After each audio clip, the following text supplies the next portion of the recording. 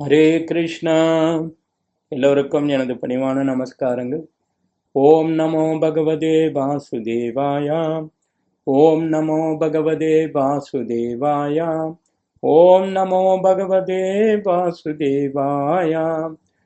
ஜய ஸ்ரீ கிருஷ்ணா சைத்தன்யா பிரபு நித்யானந்தா ஸ்ரீ அத்வைதா கதாதாரா சிவாசாரி கௌரபக்தவிருந்தா.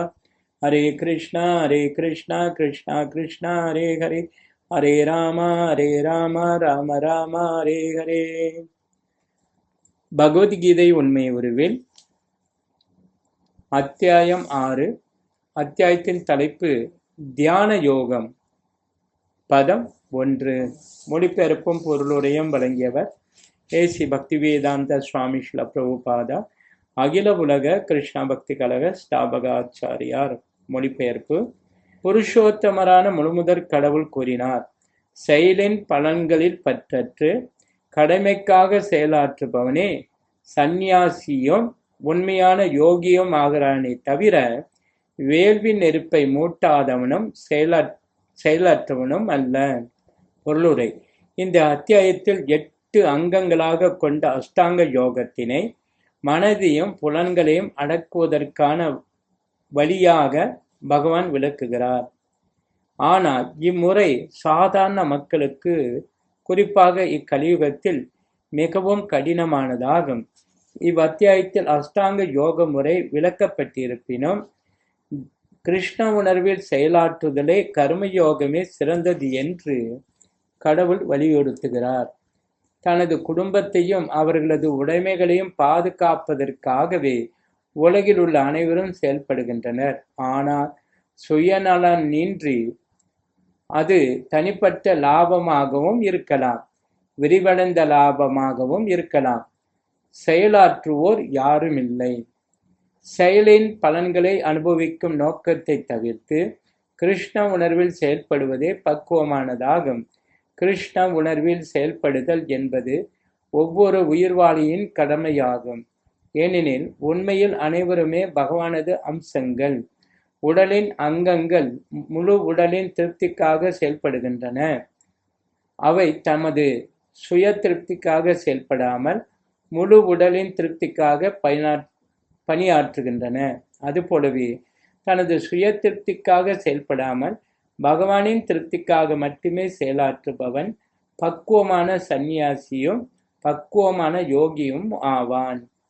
சந்நியாசிகள் சில சமயம் எல்லா பௌதிக கடமைகளிலிருந்தும் தாம் விடுதலை பெற்று விட்டதாக செயற்கையாக எண்ணிக்கொள்வதால் அக்னிஹோத்திர யஜ்ஞங்கள் செய்வதை விட்டுவிடுகின்றனர்.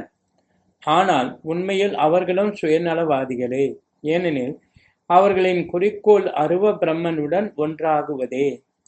இத்தகைய விருப்பம் சாதாரண பௌதிக விருப்பங்களை விட சிறந்தது என்ற போதிலும் இது சுயநலமற்ற விருப்பம் கிடையாது.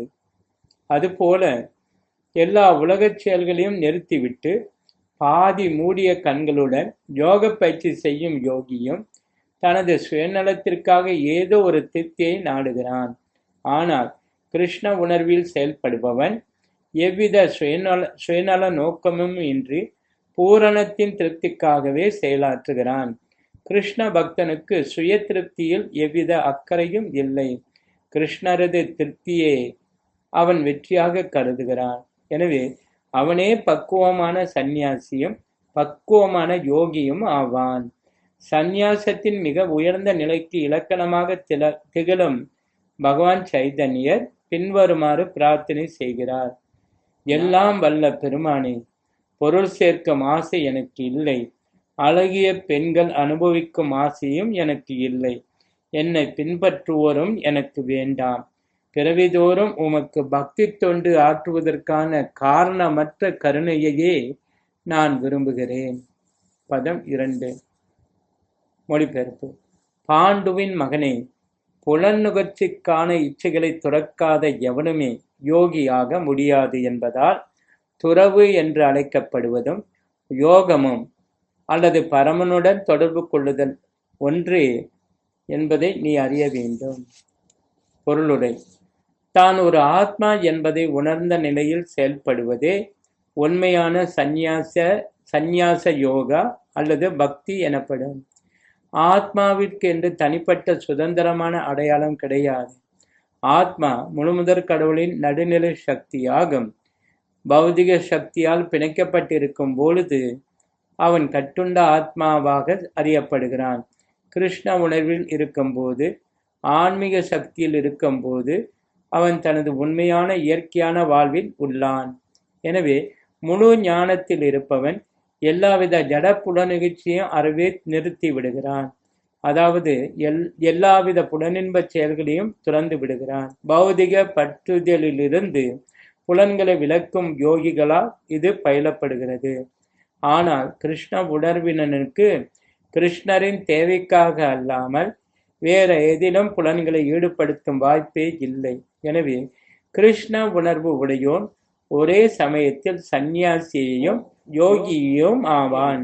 ஞான யோக முறையில் பரிந்துரைக்கப்படும் ஞானமும் யோக வழிமுறையில் பரிந்துரைக்கப்படும் புலனடக்கமும் கிருஷ்ண உணர்வில் தானாகவே நிறைவேற்றப்படுகின்றன.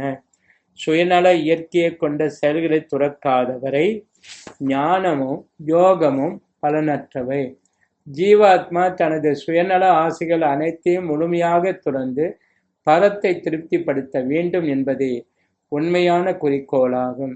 கிருஷ்ண உணர்வினன் எவ்விதமான சுய இன்பத்திற்கும் ஆசைப்படுவதில்லை. அவன் எப்போதும் முழுமுதற் கடவுளின் இன்பத்திற்காகவே செயல்படுகிறான். முழுமுதற் கடவுளை பற்றி அறியாதவனோ சுய திருப்தியில் ஈடுபட்டாக வேண்டும். ஏனெனில் செயலின்மை என்ற தளத்தில் யாரும் இருக்க முடியாது.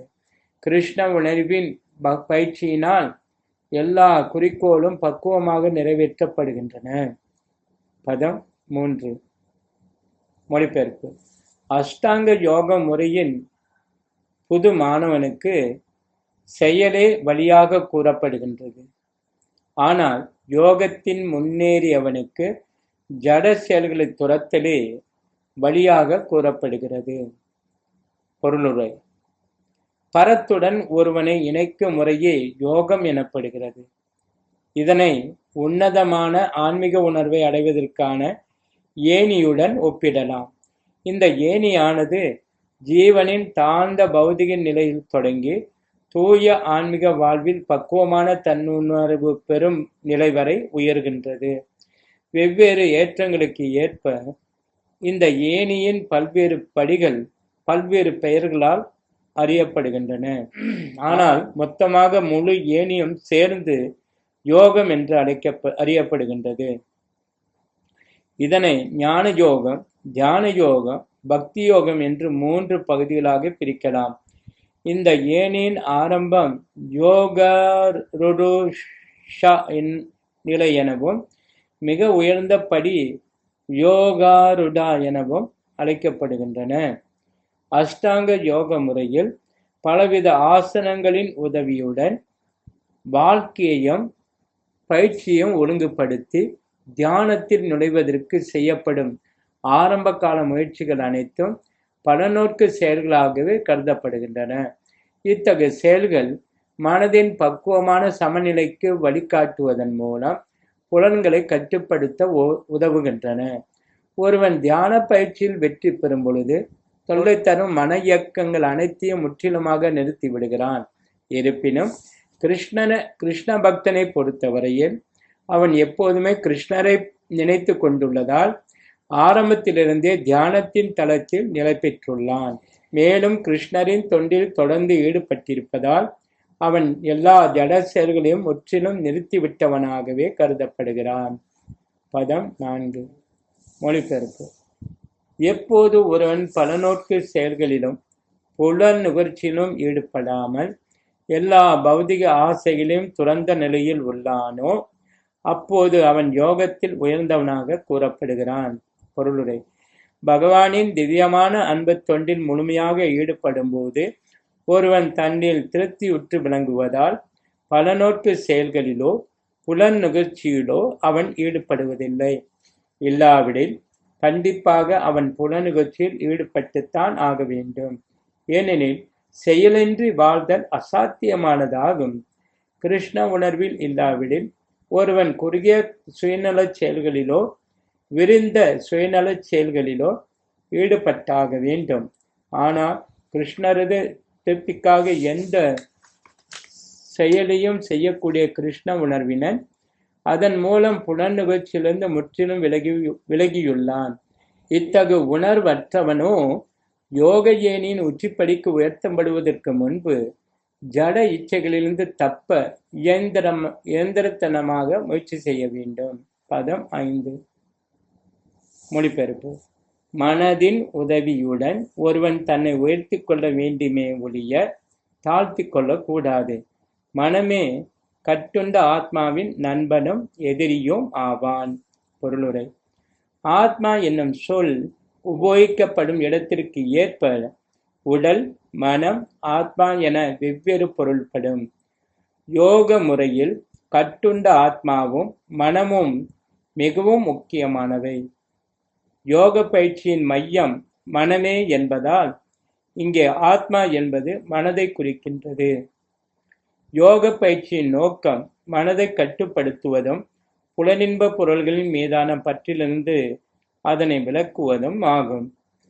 அறியாமை என்னும் சகுதியிலிருந்து கட்டுண்ட ஆத்மாவை விடுவிக்கும் வகையில் மனதை பயிற்சி செய்ய வேண்டும் என்று இங்கே வலியுறுத்தப்பட்டுள்ளது. ஜட வாழ்வில் உள்ளவன் மனதின் ஆதிக்கத்திற்கும் புலன்களின் ஆதிக்கத்திற்கும் உட்பட்டவன். உண்மை என்னவெனில் ஜட இயற்கையை ஆள விரும்பும் அகங்காரத்துடன் மனம் இணைந்துள்ளதால் தூய ஆத்மா இப்பௌதிக உலகில் சிக்கியுள்ளது. எனவே ஜட இயற்கையின் பளபளப்பினால் கவரப்படாதவாறு மனம் பயிற்சி அளிக்கப்பட வேண்டும். அதன் மூலம் கட்டுண்ட ஆத்மாவை காப்பாற்றலாம். புலனின்ப பொருள்களின் கவர்ச்சியினால் ஒருவன் தன்னை இழிவுபடுத்திக் கொள்ளக்கூடாது. ஒருவன் எந்த அளவுக்கு புலனின்ப பொருள்களால் கவரப்படுகின்றானோ அந்த அளவிற்கு அவன் ஜடவாழ்வில் பிணைக்கப்படுகிறான். இப்பிணைப்பிலிருந்து விடுபட மனதை கிருஷ்ண உணர்வில் ஈடுபடுத்துவதே மிகச் சிறந்த வழியாகும். இதனை நிச்சயமாக செய்ய வேண்டும் என்று வலியுறுத்துவதற்காக ஹி என்னும் சொல் இங்கே உபயோகப்படுத்தப்பட்டுள்ளது.